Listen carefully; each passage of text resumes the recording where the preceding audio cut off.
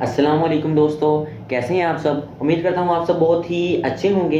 आज की वीडियो बहुत ही अमेजिंग और इंटरेस्टिंग है, जो कि उस्मान गाजी और अकबर सलाम की फाइट के सीन पर बनाई है। मुझे पूरा यकीन है कि आपको ये वीडियो ज़रूर ही पसंद आएगी। अगर आपको वीडियो पसंद आए तो प्लीज़ इस वीडियो को लाइक कर दें और एक प्यारा सा कमेंट भी सेंड कर दें। और अगर आप इस चैनल पर नए हैं, जो आपको नीचे दिखाई दे रहा है, तो प्लीज़ मेरे चैनल को सब्सक्राइब कर दें और साथ बेल आइकन को प्रेस कर दें ताकि मेरी हर नई आने वाली वीडियो आप तक बर वक्त पहुंचती रहे।